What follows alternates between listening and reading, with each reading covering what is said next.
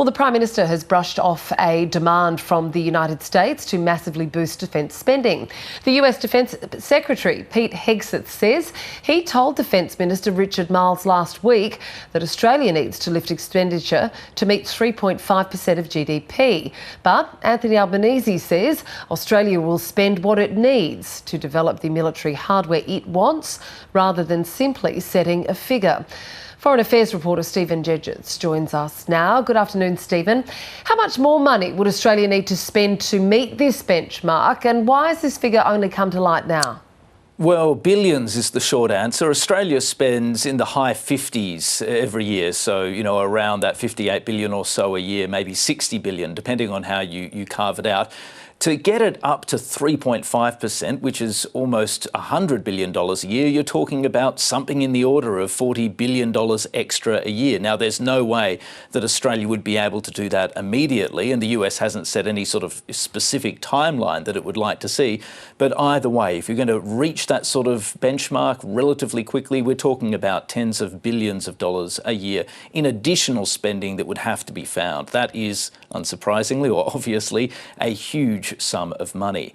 Now, how did it come out? Well, this actually came out only this morning, but it stems from a meeting that happened back on Friday last week on the sidelines of the Shangri-La Dialogue between Pete Hegseth and Richard Marles. Richard Marles said on Friday that yes, the US Defence Secretary did push Australia to spend more on defence, but it wasn't clear exactly how much. That only became apparent this morning when the US side put out its readout, which included a line very specifically saying that the US Defence Secretary urged Australia to hit 3.5% as quickly as possible.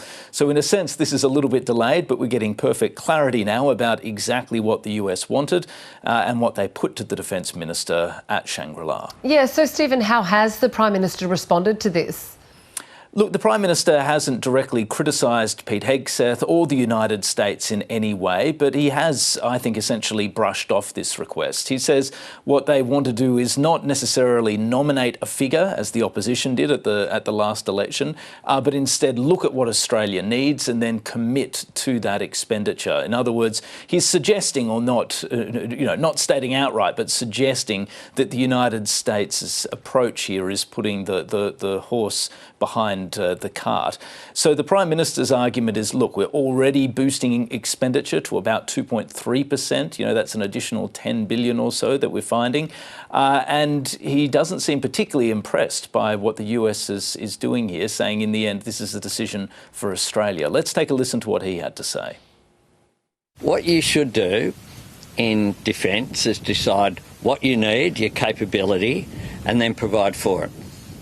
That's what my government's doing, investing in our capability and investing in our relationships. That's what we are doing. That's what we will continue to do. We've provided an additional $10 billion of investment into defence over the forward estimates.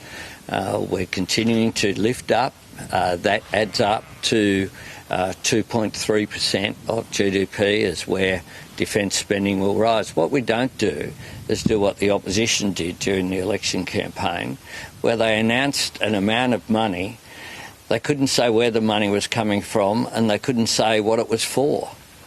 That makes no sense. So, Stephen, do you get the sense that there's frustration in Canberra about the approach that the Trump administration is taking here?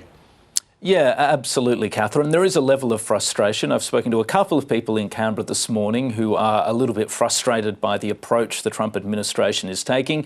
It shouldn't be a surprise, of course. This isn't, it isn't only Australia that's getting this treatment. A large number of US allies are facing headline demands like this, where the US has gone directly to them and said, look, you're not taking your defence seriously enough. We can't bear this burden alone.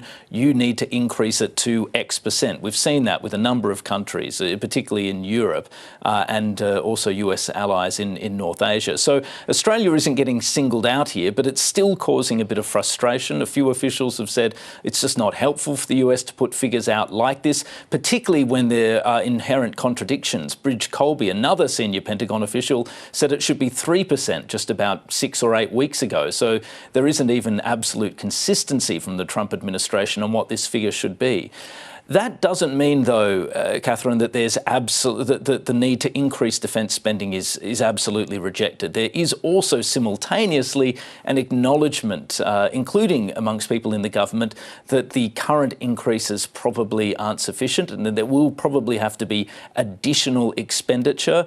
They point out that people like Kim Beazley, Angus Houston and other Australian grandees have made a similar argument, and they think it's inevitable that 2.3% won't be high enough. Their argument, though, is that by putting this figure up in lights and standing by it, the Trump administration, which remains unpopular in Australia, of course, is making their task to mount this argument internally harder and not easier. So there's a feeling across all quarters in Canberra, no matter where you stand on the spectrum of this debate, that these incursions or that these statements from the Trump administration are probably doing more harm than good.